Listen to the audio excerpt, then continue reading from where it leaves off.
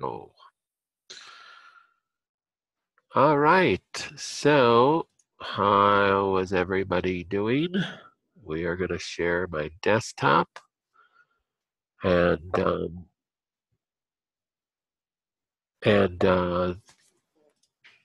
be able to see it right now. All right, so if anybody has questions, pop in and ask them. And if I have to mute you guys, make sure you just text it on your screen through this a question. So before we get to too many questions, we're going to talk about some new information on what's called autophagy. And we're going to go over this slide right here, which is a bunch of information that looks very messy, but hopefully we'll start explaining it. And we're going to go over autophagy and how it relates to cancer as a topic, at least a side topic of the next several of the Zoom calls, because this is going to relate to every single person's cancer. So first, let's define some terms. Autophagy is how, as a cell goes through apoptosis, how that cell is recycled. And when a person has cancer, autophagy and apoptotic pathways become blocked. So that's what we want to look at, is where are those pathways blocked? What can slow down autophagy and apoptosis? What can block it, and what can speed up cell replication? So I am going to hit play on this so you can see it. Can you still see my screen? Yes. Okay. So then you get a bigger picture. But this is the main picture that we're going to go through here over the next multiple weeks, because there's a lot on this picture, right? Mm-hmm. So this is just one gene that we look at when I look at your 23andMe, this mTOR gene. And this mTOR gene has a family of genes. There's multiple mTOR genes. They all do the same thing. What they do is they help you heal. So they're very important. So it's really important to understand that when we talk about any pathway in your body, it's easy to think of them as good guys and bad guys, but it's really not true. It's about balance. So when a person has cancer, we don't want cells replicating, right? But that's actually how cells heal. So if I cut my arm, the only way that that cell heals is through stimulation of a pathway. And how that heals is stimulation of the mTOR pathway here. It actually stimulates it partly through this, and biggest way is, with an injury, is through insulin growth factor 1. This is where I circle, if you can see my cursor.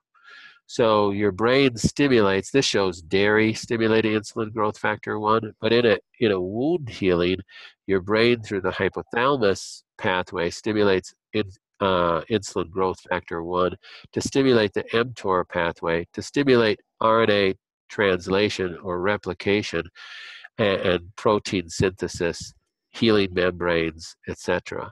So normally my tissue of my hand will only replicate itself about once every 12 weeks.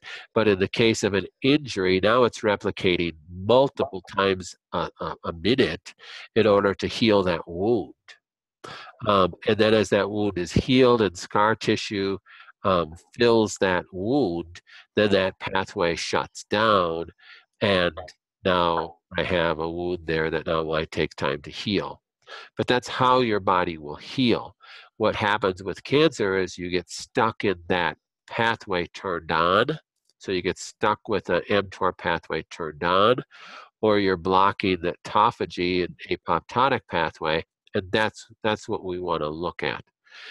So there's some issues with this, and as we talk through this, I think the more we talk through it, the more you'll understand that these can These can be life-saving processes. Like in the case of a wound healing, it's a life-saving process. If I don't have insulin growth factor secreted and mTOR upregulation, the wound won't heal and I bleed to death.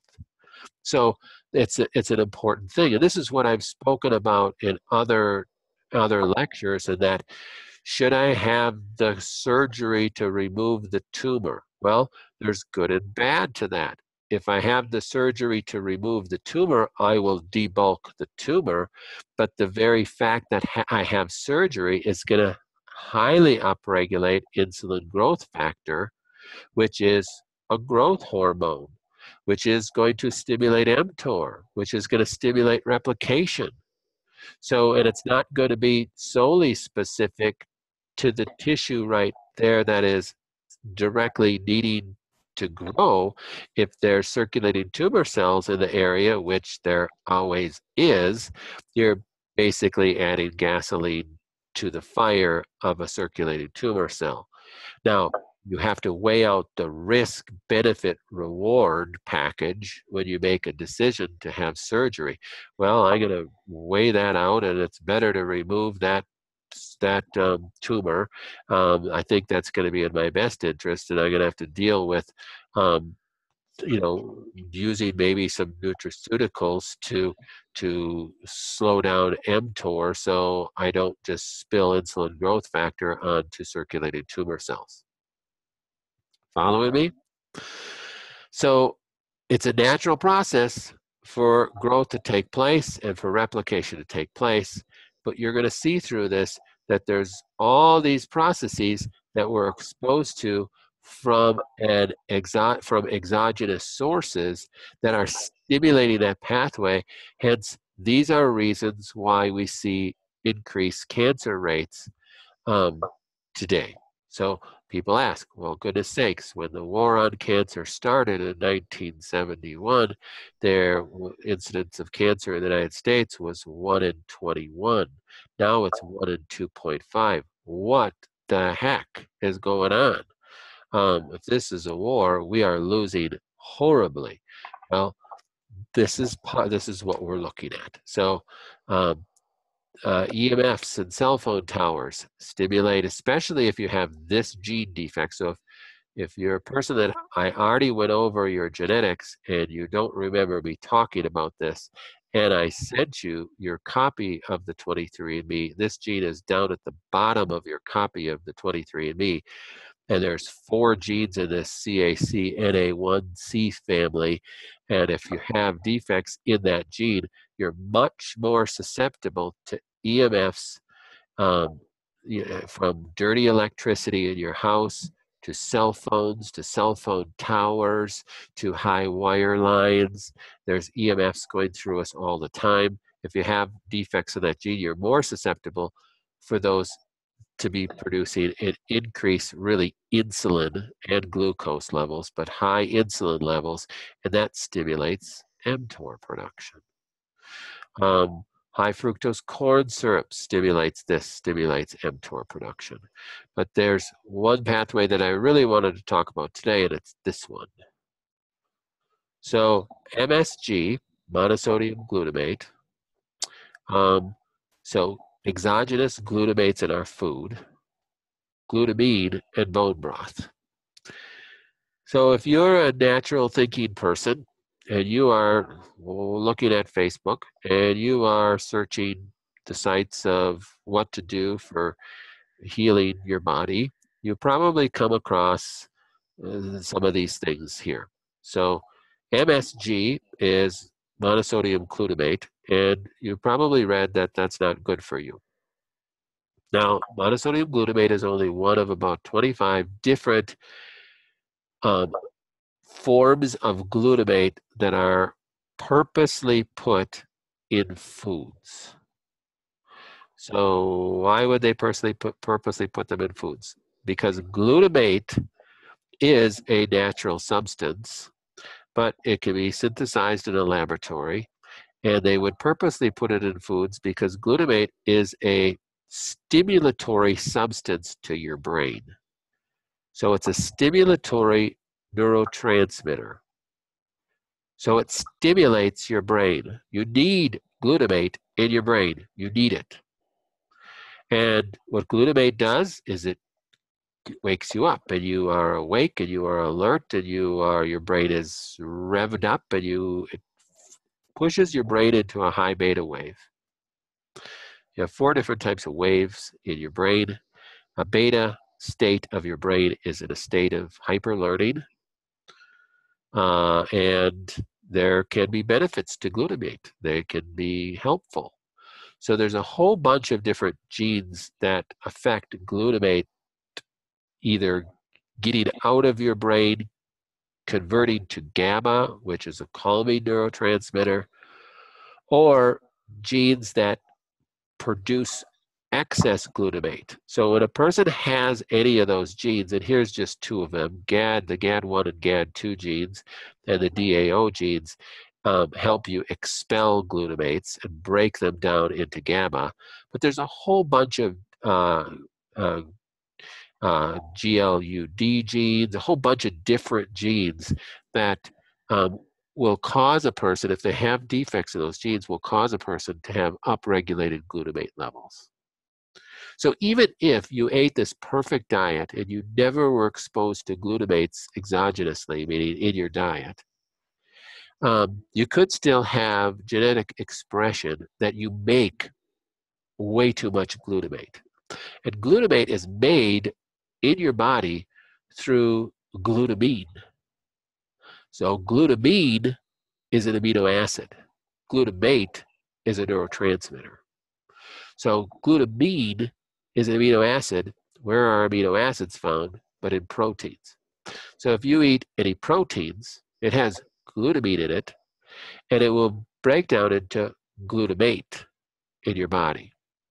So glutamine breaks down to glutamate in your body.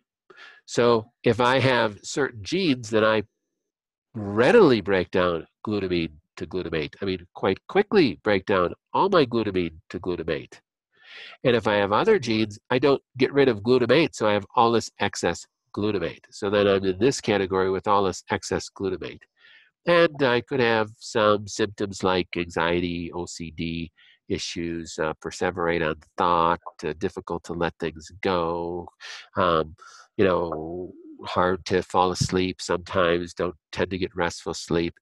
The positive of having a lot of glutamate is those people are going to do well in school. They're going to be pretty smart. Their mind goes a mile a minute. So there's some pros and cons, right? The big negative of glutamate is they're going to have a highly upregulated mTOR pathway. And the people with high glutamate levels, been proven time and again, have a much higher increased risk of cancer. And if they have cancer and they fit into this pathway, then we have to take more progressive movements to try to lower their glutamate levels. So this is one of the pieces that we look at when we look at a person's genes to determine the diet that they're on. But in truth, it would be good for most people to reduce glutamate levels. It would really be important for all people to reduce glutamate levels. Matter of fact, one of my colleagues wrote a book about glutamate levels and the brain, not really talking, I don't know anywhere he talks about cancer in the book. He's mainly talking about the risk of Alzheimer's, early dementias of all sorts, and autoimmune issues in the brain, ADD, ADHD, and all sorts of mood disorders. And that book was called Excitotoxins. Very good book, highly recommend it. So glutamate is, again, not always a bad guy, but really almost always a bad guy because it's the excess of glutamate that's the problem. There's not a whole lot of people that have too little glutamate. So it's the excess that's the problem because there's so much exogenous glutamate in our food sources. So when you hear that bone broth is so good to heal your gut, and there's a whole bunch of bone broth products on the market. Well, bone broth, the reason why bone broth heals your gut is because the glutamine stimulates the mTOR pathway everywhere it's going to touch. So it's going to be in your gut, and it's going to stimulate gut healing. The problem is you're going to absorb an enormous amount of that, especially if you have a damaged gut, like leaky gut, and you're going to have all this glutamate going in and glutamine going into your gut and or through the gut wall, and you're going to have a whole bunch of problems because then you're going to have high glutamate levels in the brain.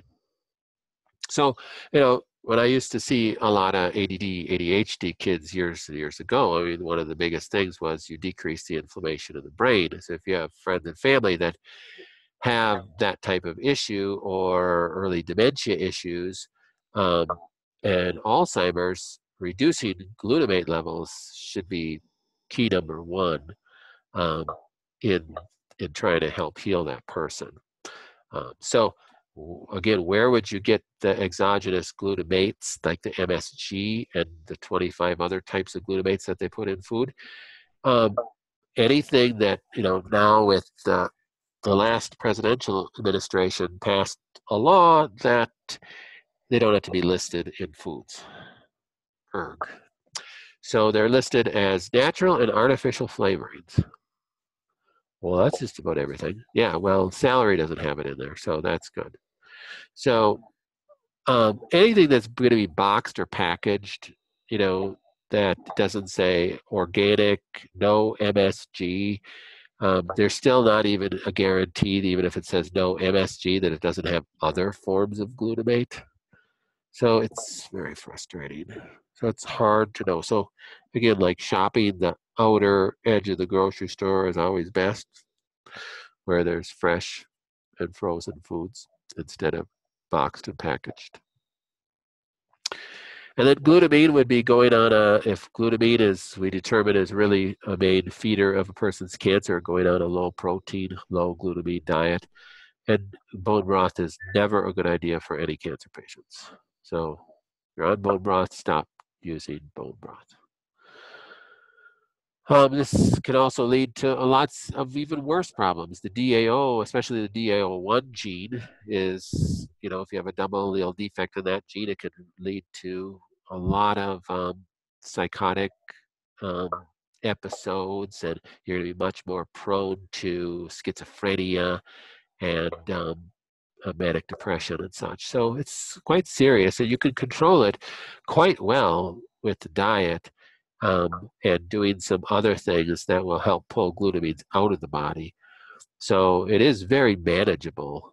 Most of those disorders are extremely manageable, with a lot of success. But stimulating the mTOR, what will that do? It stimulates that replication.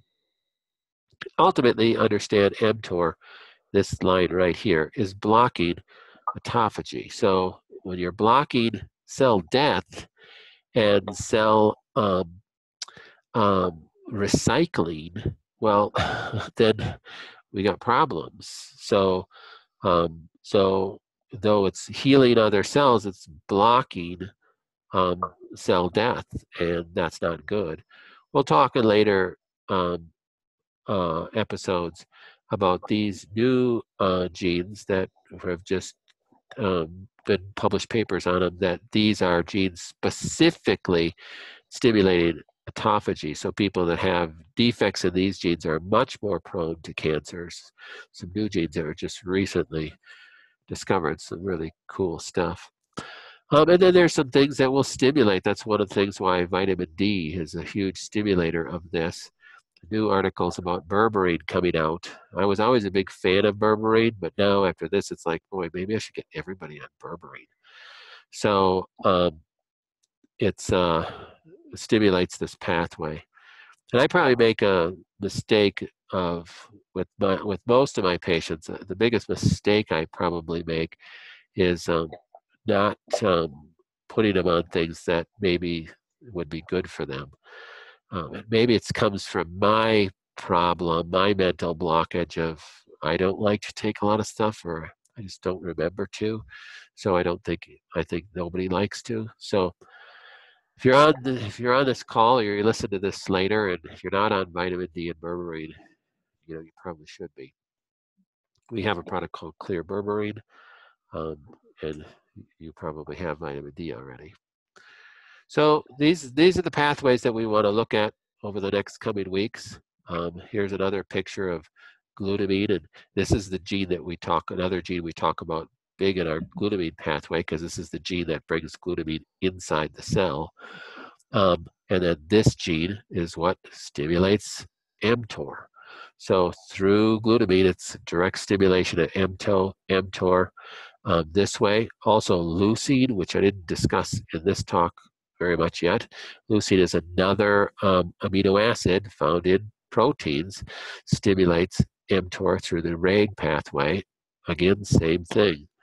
Glutamate that enters the cell. This picture doesn't show glutamate entering the cell, but glutamine converts to glutamate. So people with defects in these genes accelerates that conversion. And same thing with GLUD to alpha ketoglutarate, which stimulates mTOR.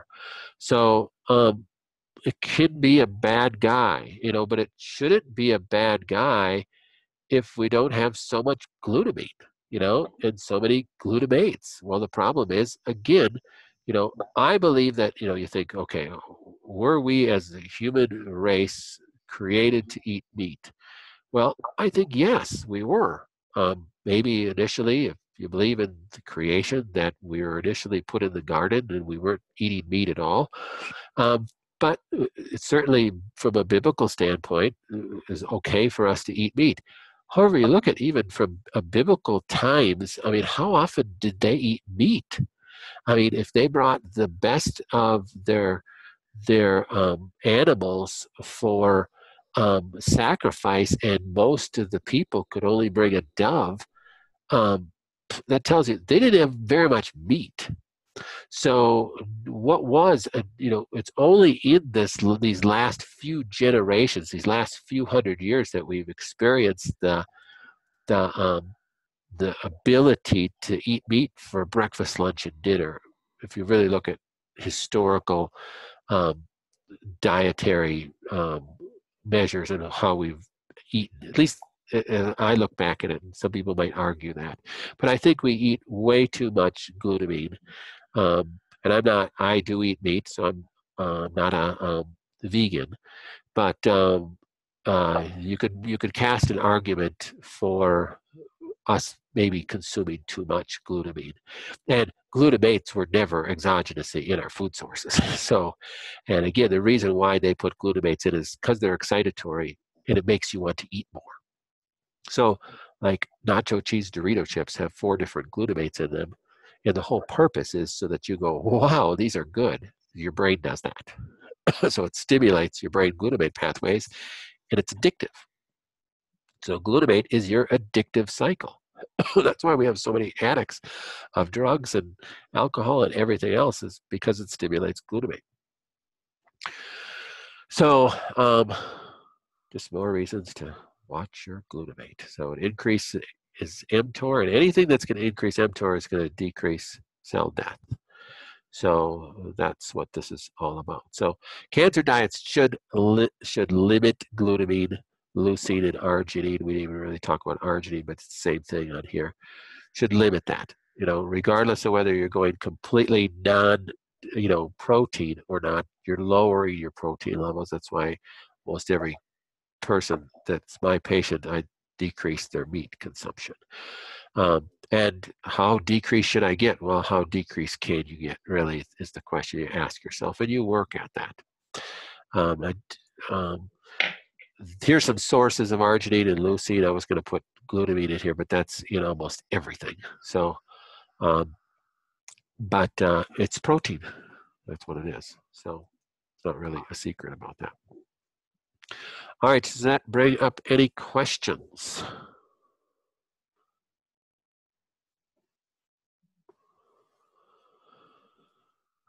Yes, no? It's just a lot to take in. A lot to take in. It is a lot to take in. So, but one of the questions that I'll answer here that was sent to me is, does this mean that you can't have protein powders? Yes, it does. So this means if you're trying to eliminate glutamine and other proteins, yeah, you're getting them in a protein powder. Yes, you can't. you do have to look at that. The issues that we have with this is that people will say, okay, if I'm trying to eliminate my sugars, so I'm trying to eliminate my carbs and get those down, and now you're saying I should eliminate proteins and get those down, what in the world do I eat?